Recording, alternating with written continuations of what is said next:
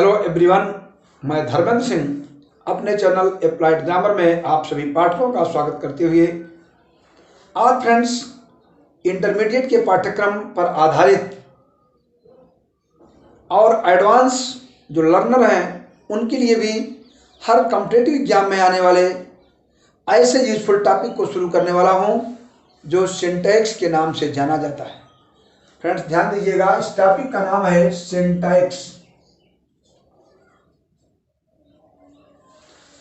Friends अब हम लोग सिंटैक्स के रेगुलर पाठक होंगे। मैं चाहूँगा कि जो भी स्टूडेंट इंटरमीडिएट लेवल के हों या तो फिर एडवांस लर्नर के रूप में हों, आप किसी भी कॉम्पिटिटिव एग्जाम के स्टूडेंट्स हों, फ्रेंड्स आप सब के लिए बड़ा यूजफुल टॉपिक है सिंटैक्स। तो सबसे पहले मैं आपको बता देता हूँ सिंटैक्स क्या है। फ्रेंड्स पीसी रेन ने लिखा है the correct arrangement of words in a sentence is called syntax. ध्यान दीजिएगा, the correct arrangement of words in a sentence is called syntax.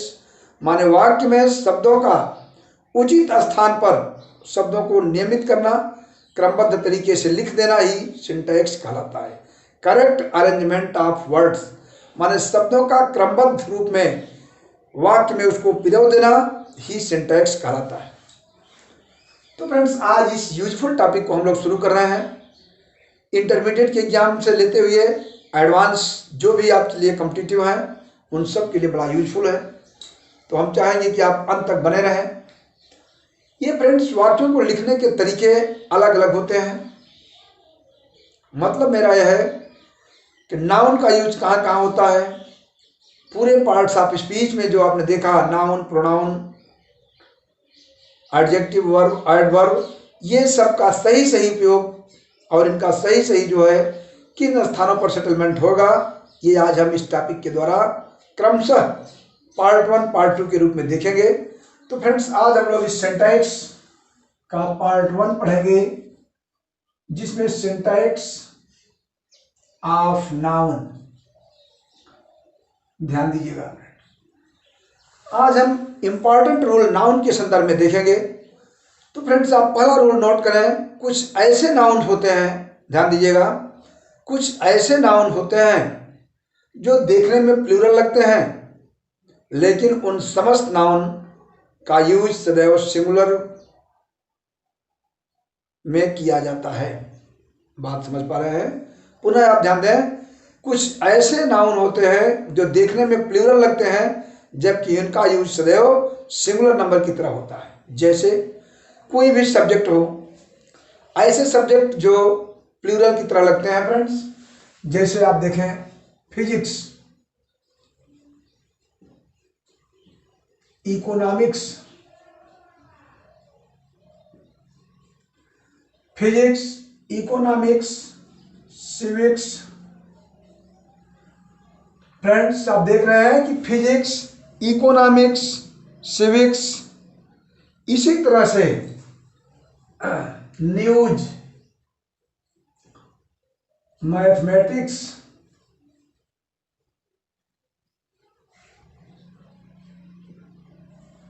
Physics, economics, civics, news, mathematics. समझ पा रहे हैं ना?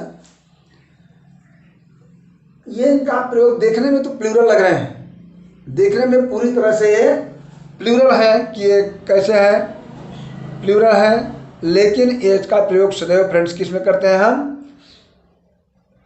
बोलिए, सदैव सिंगुलर में इनका यूज होता है। इसी तरह से इनिंग्स,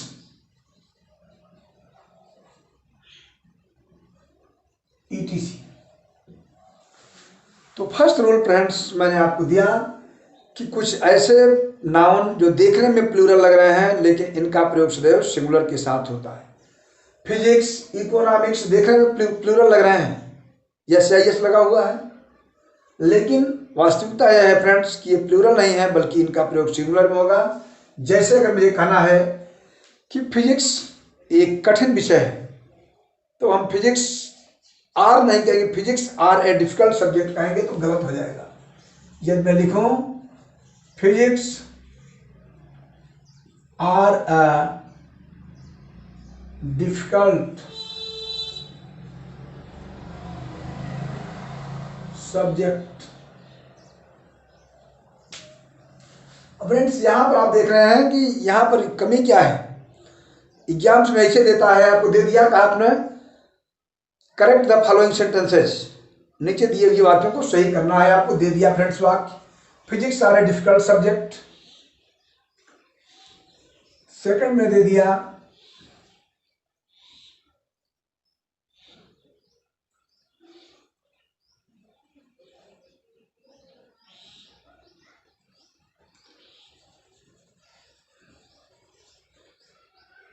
दिया economics are a good subject. इधर दे दिया this news are correct.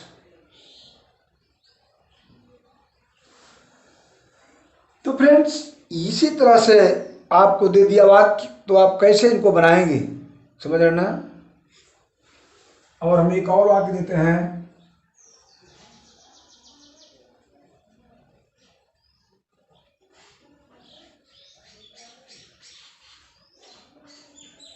we won the match, we won WON, we won the match by dot dot dot.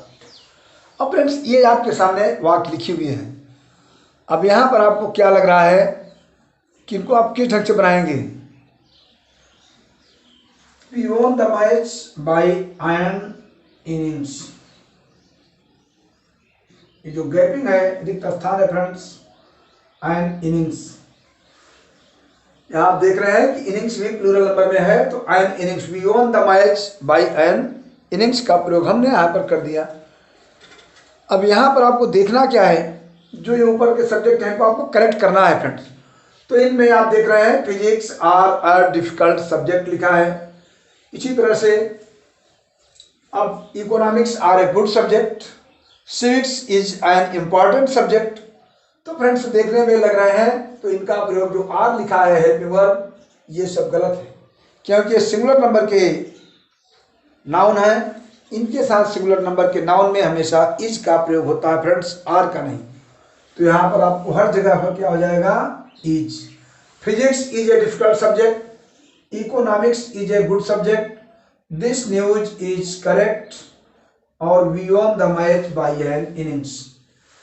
इस ढंग से फ्रेंड्स आप देख रहे हैं कि इनका प्रयोग सिंगुलर नंबर में किस ढंग से किया गया। दूसरा रूल आप देखें, ये फर्स्ट रूल था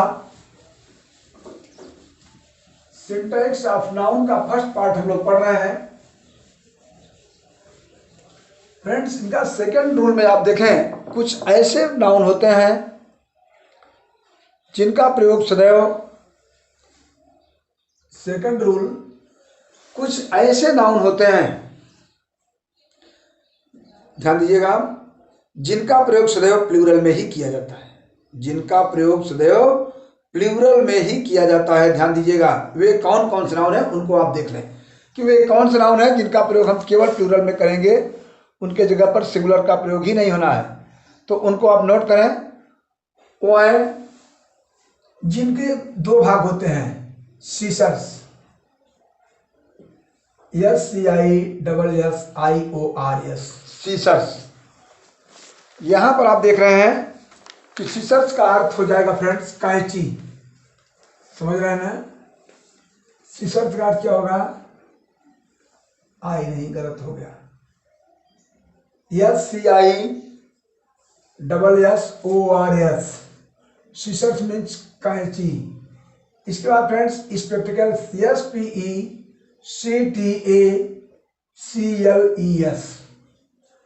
आप देख रहे हैं कि इनमें दो पैर, चश्मे में भी दो होते हैं डंडियां, कैंची में भी।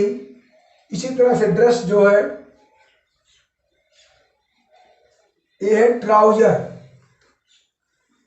ट्राउजर में फ्रेंड्स यस आप लगाएंगे तो ट्राउजर्स हो जाएगा, ट्राउजर्स मीन्स पायजामा।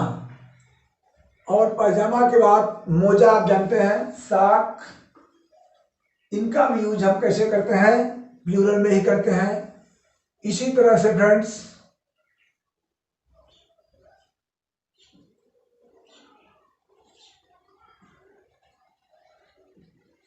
पेंटालून्स और आर्म्स, थैंक्स, ध्यान दीजिएगा। थैंक्स के बाद आपको क्या लिखना है, हमेशा के लिए इनको आपको रटना पड़ेगा। वेज, एनल्फ और रिचेज,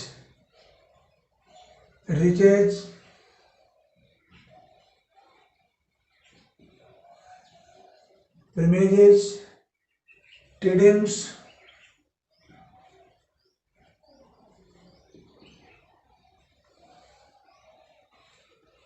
इनका प्रयोग आप देख रहे हैं कैंची, चश्मा, पायजामा, मोजा एंड ईटीसी।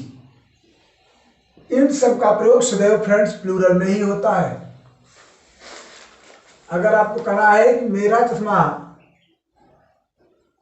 सपोज कीजिए आइज आप देख रहे हो, माई स्पेक्टिकल आर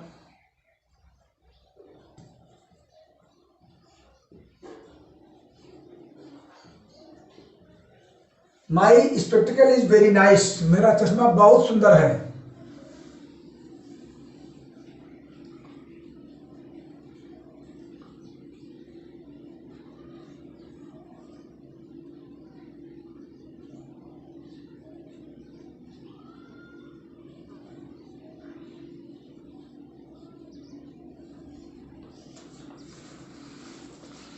यहां पर फ्रेंड्स आप देख रहे हैं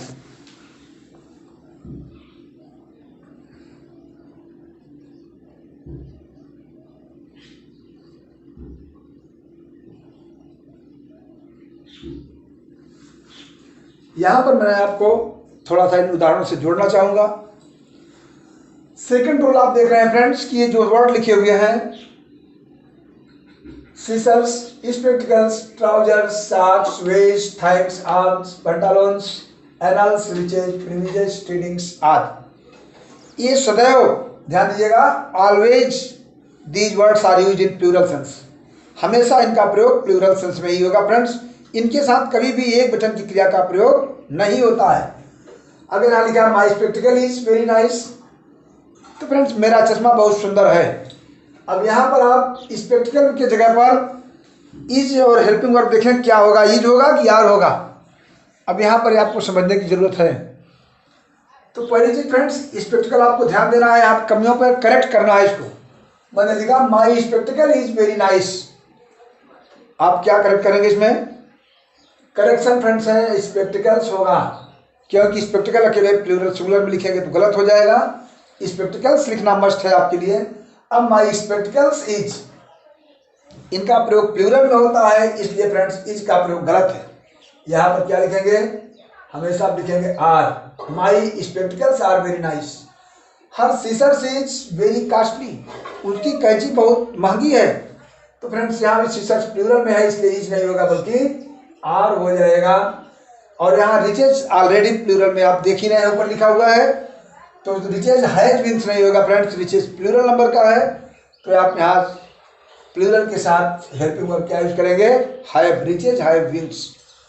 तो फ्रेंड्स आप ध्यान दीजिएगा, मैंने सिंटैक्स को इस वीडियो के माध्यम से आपको दो रूल बताए कि जो ये वर्ड है इनका प्रयोग सदैव सिंगुलर में होता है, सॉरी प्लूरल में होता है। फर्स्ट रूल में आपने देखा कि इनका प्रयोग सदैव सिंगुलर में, ये देखने में प्लूरल लगेंगे लेकिन इनका प्रयोग सदैव सिंगुलर में करते हैं। और ये शब्द आपको प्लूरल लग रहे हैं, इनका प्रयोग हमेशा प्लूरल में ही होता है, इनको कभी सिंगुलर में यूज नहीं करते फ्रेंड्स। इसी तरह से फ्रेंड्स प्लूरल की एक जगह पर आप समझें, ध्यान दीजिएगा, पुलिस, आर्मी, मिलिट्री, ये भी वर्ड हमेशा प्लूरल में ही प्रयोग होते हैं। पुलिस, मिलिट्री, आर्मी, इनका भी यूज हम हमेशा प्लूरल में करेंगे, ध्यान दीजिएगा। अब फ्रेंड्स इस पर थर्ड रूल, यद्यपि ये लंबा टॉपिक है, फ्रेंड्स, वीडियो लंबी होने पर आप ऊब जाते हैं।